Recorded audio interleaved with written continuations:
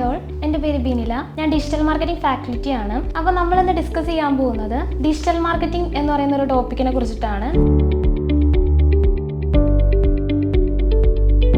അപ്പോൾ digital marketing എന്ന് പറയുന്നത് കൂടുതൽ പേർക്ക് അറിയാവുന്ന കാര്യം തന്നെയാണ്. ഡിജിറ്റൽ മാർക്കറ്റിംഗ് ഇപ്പോൾ ഭൂരിപക്ഷം ആൾക്കാരും അറിഞ്ഞു വരുന്ന ഒരു കാര്യം കൂടിയാണ് ഡിജിറ്റൽ മാർക്കറ്റിംഗ് എന്ന് പറയുന്നത്. അപ്പോൾ കുറേ പേർക്ക് കുറേ ഡൗട്ട്സും കാര്യങ്ങളും ഉണ്ടാകും. അതിൽ കുറച്ച് കാര്യങ്ങളാണ് നമ്മളിന്ന് ഡിസ്കസ് ചെയ്യാൻ പോകുന്നത്. ഇപ്പോൾ ക്വാളിഫിക്കേഷൻ്റെ കാര്യം തന്നെ പറയുവാണെങ്കിൽ ഒരു ഡിജിറ്റൽ മാർക്കറ്റർ ആവണമെങ്കിൽ എന്താണ് ക്വാളിഫിക്കേഷൻ വേണ്ടതെന്ന് കുറേ പേർക്ക് ഡൗട്ട്സ് ഉണ്ട്. പക്ഷേ ഒരു ക്വാളിഫിക്കേഷൻ എന്ന് പറയുമ്പോൾ 10th +2 അതേപോലെ തന്നെ ഡിഗ്രി PG ഏത് കോഴ്സ് പഠിച്ചവർക്കും അല്ലെങ്കിൽ ഏത് ക്വാളിഫിക്കേഷൻ ഉള്ളവർക്കും ഡിജിറ്റൽ മാർക്കറ്റിംഗ് പഠിക്കാം. അതൊരു കാര്യം. പിന്നെ ക്രിയേറ്റീവായി ചിന്തിക്കുന്ന ആൾക്കാർക്ക് അല്ലെങ്കിൽ ക്രിയേറ്റീവായി ചെയ്യാൻ കണ്ടൻറ്റും കാര്യങ്ങൾ ചെയ്യാൻ അറിയാവുന്നവർക്കും നമുക്ക് എന്ത് ചെയ്യാം, ഒരു ഡിജിറ്റൽ മാർക്കറ്റർ ആവാൻ സാധിക്കും. അടുത്തത് എന്താണ് ഡിജിറ്റൽ മാർക്കറ്റിംഗ്? ഡിജിറ്റൽ മാർക്കറ്റിംഗ് എന്ന് പറയുന്നത് കൂടുതൽ ആൾക്കാരും ചിന്തിച്ച് വെച്ചിരിക്കുന്നത് ഒരു 10ഓ 20ഓ റീലോ പോസ്റ്റോ ഇടുന്നതാണ് ഡിജിറ്റൽ മാർക്കറ്റിംഗ് എന്നാണ് വിചാരിച്ചുകൊണ്ടിരിക്കുന്നത്. പക്ഷേ ഡിജിറ്റൽ മാർക്കറ്റിംഗ് എന്ന് പറയുന്നത് നമ്മുടെ ഓൺലൈൻ പ്രസൻസ് പ്രോപ്പർ ആക്കുക. എങ്ങനെ പറയുമ്പോൾ നമ്മൾ ബിസിനസ് അല്ലെങ്കിൽ നമ്മളുടെ സർവീസ് ഓൺലൈൻ വഴി ഇൻകം ഏൺ ചെയ്യുക, അതിനെയാണ് നമ്മൾ ഡിജിറ്റൽ മാർക്കറ്റിംഗ് എന്ന് പറയുന്നത്. നമ്മളൊരു ഡിജിറ്റൽ മാർക്കറ്റർ ആകണമെങ്കിൽ ഒരു 5 ക്വാളിറ്റീസ് ഉണ്ട്. ഫസ്റ്റ് നമ്മൾ ചെയ്യേണ്ടത് ഒരു മാർക്കറ്റർ ആവണം. മാർക്കറ്റർ ആവണമെങ്കിൽ അതിന് കുറച്ച് ക്വാളിറ്റീസ് ഉണ്ട്. Knowledge about your product or service.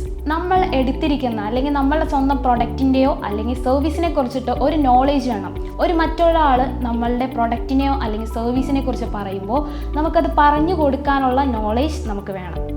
Know about your audience. നിങ്ങളെ ഓഡിയൻസിനെ അറിയുക. എങ്ങനെ അറിയുന്നത്?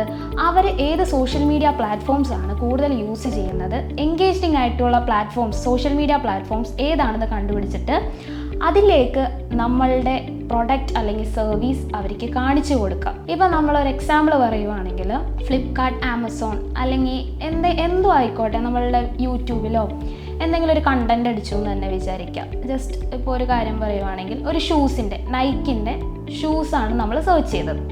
അത് സെർച്ച് ചെയ്ത് കഴിഞ്ഞപ്പോൾ തന്നെ കണ്ടിന്യൂസ്ലി നമ്മൾ ആ ഒരു യൂട്യൂബിലാണ് നമ്മൾ സെർച്ച് ചെയ്തത്. യൂട്യൂബിലോ അല്ലെങ്കിൽ ഗൂഗിളിലായിക്കോട്ടെ എവിടെയെങ്കിലും സെർച്ച് ചെയ്ത് കഴിയുമ്പോൾ കണ്ടിന്യൂസ്ലി സോഷ്യൽ മീഡിയ പ്ലാറ്റ്ഫോംസിൽ പിന്നെയും റിപ്പീറ്റഡ്ലി കാണിച്ച് ആകർഷിച്ച് ആ ഒരു പ്രൊഡക്റ്റ് അവരെ കൊണ്ട് വാങ്ങിപ്പിക്കും. അപ്പോൾ ഇതാണ് പറയുന്നത് നോ അബൌട്ട് യുവർ ഓഡിയൻസ്. നമ്മുടെ ഓഡിയൻസ് എവിടെയാണോ സോഷ്യൽ മീഡിയ പ്ലാറ്റ്ഫോംസിൽ ഏതിലാണോ കൂടുതൽ എൻഗേജിങ് ആയത് അറിഞ്ഞു കഴിഞ്ഞാൽ അവിടെ നമുക്ക് എന്ത് ചെയ്യാൻ പറ്റും, പ്രൊഡക്റ്റ് ഇട്ട് അവരെ കൊണ്ട് ആകർഷിപ്പിച്ച് വാങ്ങിക്കാൻ പറ്റും. മൂന്നാമത്തെ പോയിന്റ് എന്ന് പറയുന്നത് know about customer pain point. Customer pain point എന്ന് പറയുന്നത് ഇപ്പോൾ നമ്മളുടെ പ്രൊഡക്റ്റോ അല്ലെങ്കിൽ നമ്മളുടെ സർവീസോ ആയിരിക്കട്ടെ, അത് അവർക്ക് സോൾവ് ചെയ്യുന്നുണ്ടോ, അവരുടെ പ്രോബ്ലം സോൾവ് ചെയ്യുന്നുണ്ടോ എന്ന് നമ്മൾ ഫസ്റ്റ് ഓഫ് ഓൾ ചെക്ക് ചെയ്യുക. അതാണ് കസ്റ്റമറിൻ്റെ പെയിൻ പോയിന്റ് അറിയുക എന്ന് പറയുന്നത്. നെക്സ്റ്റ് വരുന്നത് നമ്മളുടെ പ്രൊഡക്റ്റ് അല്ലെങ്കിൽ സർവീസ് യൂണീക്ക് സെല്ലിംഗ് പ്രൊഡക്റ്റ് ആയിരിക്കണം. അതാണ് നമ്മൾ ചെയ്യേണ്ടത്. ലാസ്റ്റ് നമ്മളൊരു നല്ലൊരു കഥ പറയുന്ന ആളായിരിക്കണം, സ്റ്റോറി ടെല്ലർ ആയിരിക്കണം. കഥ പറയുക എന്ന് പറയുന്നത് ജസ്റ്റ് വെറുതെ കഥ പറയുകയല്ല. നമ്മളുടെ പ്രൊഡക്റ്റോ അല്ലെങ്കിൽ സർവീസസോ എന്തുകൊണ്ടാണ് നമ്മൾ ആ ഒരു പ്രൊഡക്റ്റ് ഇൻട്രൊഡ്യൂസ് ചെയ്യുന്നത്, നിങ്ങൾക്ക് എന്തുകൊണ്ട് ആ ഒരു പ്രൊഡക്റ്റ് ബെനിഫിറ്റ് ആകും, അതേപോലുള്ള അവർ ചോദിക്കുന്ന എല്ലാ ചോദ്യങ്ങൾക്കുള്ള മറുപടി നമ്മളുടെ കയ്യിൽ ഉണ്ടാവണം. അതാണ് നമ്മളുടെ സ്റ്റോറി ടെല്ലിംഗ് എന്ന് പറയുന്ന പോയിന്റ്. ഇത്രയും കാര്യങ്ങൾ നമ്മൾ നോക്കിയാൽ തന്നെ ഒരു ഡിജിറ്റൽ മാർക്കറ്റ് ആകാൻ നമുക്ക് പറ്റും.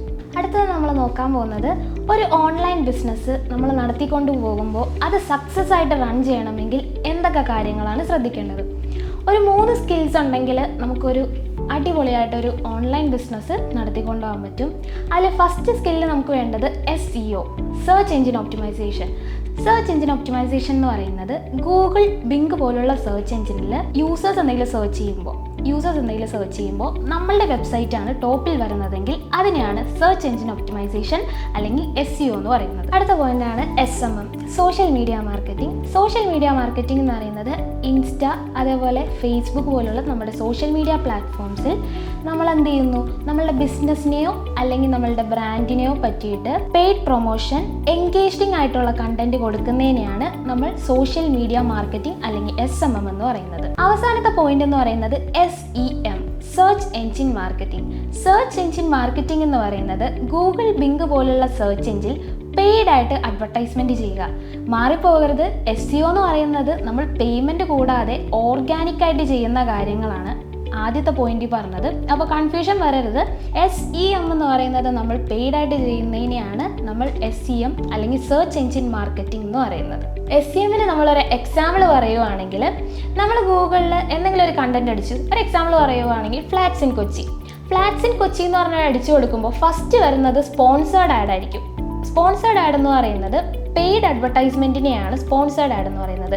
അതേപോലെ തന്നെ നമ്മൾ പ്ലേ സ്റ്റോറിലൊക്കെ കാണാറില്ലേ പെയ്ഡ് ആയിട്ടുള്ള അഡ്വർടൈസ്മെൻറ്റ്. നമ്മൾ എന്തെങ്കിലും വാട്സപ്പ് എന്തെങ്കിലും ഇൻസ്റ്റാൾ ചെയ്യാൻ വേണ്ടി പോകുന്ന ടൈമിൽ അവിടെ വന്ന് അഡ്വർടൈസ്മെൻ്റ് എന്ന് പറഞ്ഞ് കിടക്കാറില്ലേ, നിങ്ങൾ ഈ ഒരു ഗെയിം ഇൻസ്റ്റാൾ ചെയ്യും, ക്യാൻഡി ക്രഷ് എന്ന് പറഞ്ഞ ഗെയിം ഇൻസ്റ്റാൾ ചെയ്യുന്നു എന്നൊക്കെ പറഞ്ഞ് കിടക്കാറില്ലേ. ഇങ്ങനെയുള്ള അഡ്വർടൈസ്മെൻറ്റ് വരുന്നത് SEM സെർച്ച് എഞ്ചിൻ മാർക്കറ്റിംഗ് വഴിയിട്ടാണ് ഇങ്ങനെയുള്ള കാര്യങ്ങളൊക്കെ വരുന്നത്. നമ്മളിപ്പോൾ നോക്കിയത് ഡിജിറ്റൽ മാർക്കറ്റിങ്ങിൻ്റെ ബേസിക് ആയിട്ടുള്ള കുറച്ച് കാര്യങ്ങളാണ് നോക്കിയത്. ഇനി കൂടുതൽ ഡീറ്റെയിൽ ആയിട്ട് നമുക്ക് അടുത്ത വീഡിയോയിൽ കാണാം. താങ്ക്